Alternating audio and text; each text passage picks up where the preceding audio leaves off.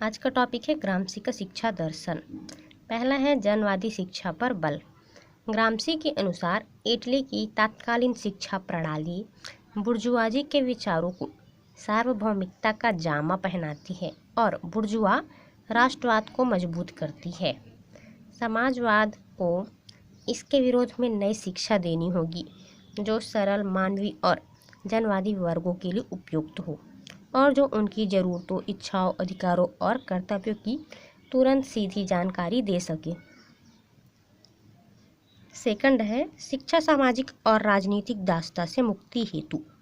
ग्रामसी के अनुसार शिक्षा का इतिहास दिखाता है कि सत्ता चाहने वाले हर एक वर्ग ने स्वायत्त शिक्षा के द्वारा सत्ता के लिए अपने को तैयार किया था। राजनीतिक और सामाजिक दासता से मुक्ति पाने की दिशा में पहला कदम दिमाग को आज़ाद करना है। तीसरा पॉइंट है तात्कालिक शिक्षा का विरोध। इटली की तात्कालिक शिक्षा अमीरों के वर्चस्व को बढ़ाने वाली व गरीबों को शोषित करने की प्रेरणा देने वाली थी। ग्रामसी ने शिक्षा पर सर्वहारा वर्ग के नियंत्रण का बात कहते हुए वर्तमान शिक्षा प्रणाली का विरोध किया। चौथा पॉइंट है सामान्य एवं व्यावसायिक विद्यालयों में समन्वय। तात्कालिक इटली में सामान्य विद्यालय व व्यावसायिक विद्यालयों का सह अस्तित्व था। सामान्य तथा व्यावसायिक विद्यालयों की शिक्षा पद्धति में व्यापक अंतर था। आम जनता का रुझान सामान्य विद्यालयों की अपेक्षा व्यावसायिक विद्यालयों की ओर अधिक था। ग्रामसी कहते हैं कि सामान्य व व्यावसायिक विद्यालयों में समन्वय स्थापित किया जाना चाहिए। फिफ्थ पॉइंट है प्राथमिक स्तर पर सामान्य शिक्षा का उल्लेख। सामान्य विद्यालय वर्तमान प्राथमिक और माध्यमिक विद्यालयों के काल के अनुरूप होगा।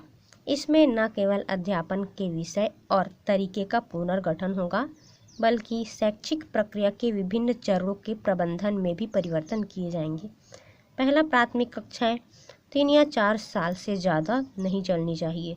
शिक्षण की पहली उपकरणात्मक धारणाएं यानी पढ़ना, लिखना, सीखना, हिसाब, भूगोल, इतिहास वगैरह प्रदान करने के बाद उन्हें शिक्षा के उस पहलू पर भी ध्यान देना होगा जिसकी आज अपेक्षा की जाती है। नंबर 6 है सामूहिक जीवन पर बल। सामान्य विद्यालय का संगठन महाविद्यालय जैसा होना चाहिए जिसमें दिन और रात में सामूहिक जीवन को मौका मिले। उसे छलयुक्त और यंत्रवत अनुशासन के वर्तमान स्वरूपों से मुक्त रखना चाहिए। उसमें अध्ययन की पद्धति शिक्षकों और छात्रों की मदद से सामूहिक होना चाहिए। नंबर 7 है माध्यमिक विद्यालय और विश्वविद्यालय के मध्य सामंजस्य।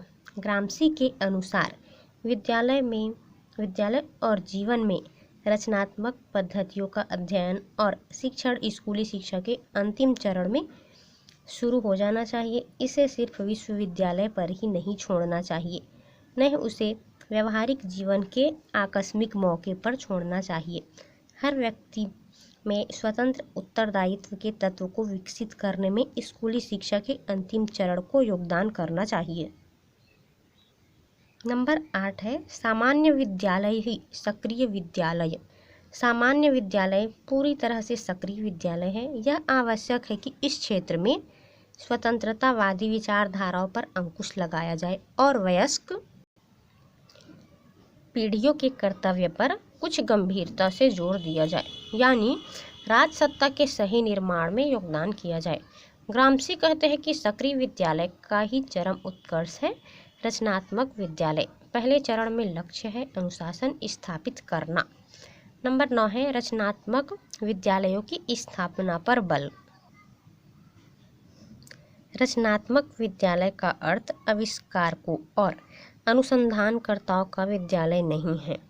यह शोध और ज्ञान की एक अवस्था और पद्धति का सूचक है, न कि किसी पूर्व निश्चित कार्यक्रम का जो हर कीमत पर मौलिकता और नवीनता लाने के लिए उत्सुक हो।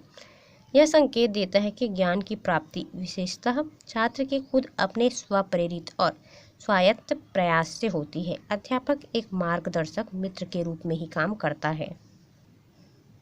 नंबर 10 है कर्म को महत्व। शिक्षा का जो सिद्धांत पुराने प्राथमिक विद्यालय का बुनियाद था वह काम का विचार ही था।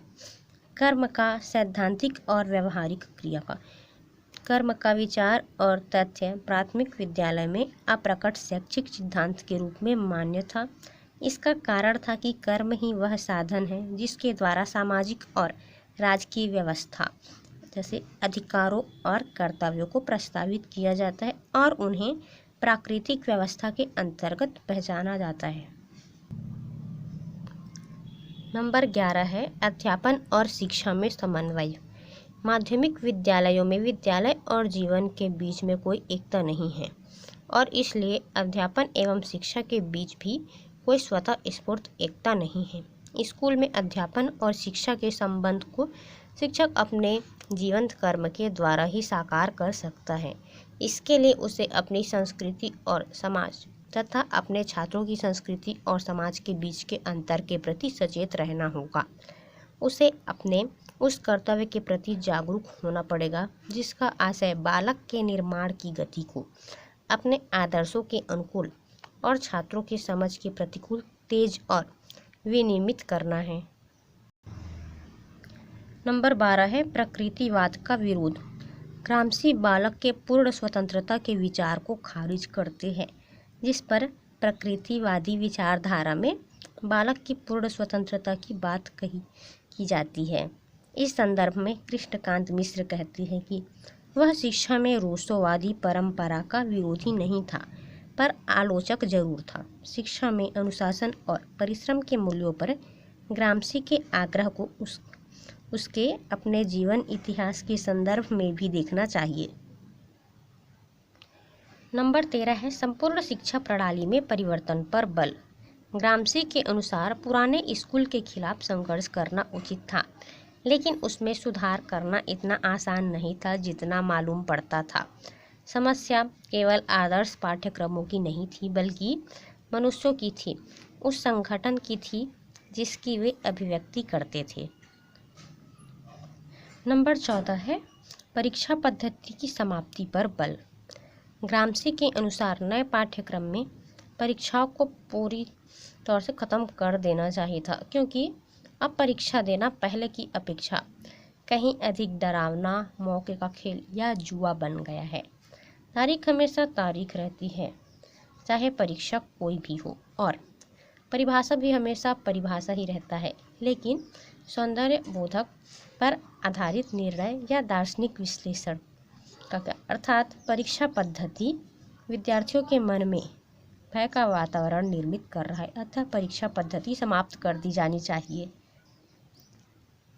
नंबर 15 है शारीरिक और मानसिक श्रम को महत्व। ग्रामसी के अनुसार कोई विद्वान 40 की उम्र में अपने काम करने की मेज पर लगातार 16 घंटे बैठ सकता है, अगर उसने किशोरावस्था में जबरन अनिवार्य रूप से उपयुक्त मानसिक शारीरिक आदतों का यंत्रवत न सीखा हो। यदि कोई महान विद्वानों का सृजन करना चाहता है तो उसे अब भी उसी बिंदु से प्रारंभ करना होगा। उसे संपूर्ण शिक्षा प्रणाली के अंतर्गत दबाव का प्रयोग करना पड़ेगा, बशर्ते वह उन हजारों या सैकड़ों या केवल दर्जनों उच्चतम गुणवत्तापूर्ण विद्वानों के निर्माण में सफल होना चाहिए, जिसकी आवश्यकता हर सभ्यता के लिए हुआ करती है।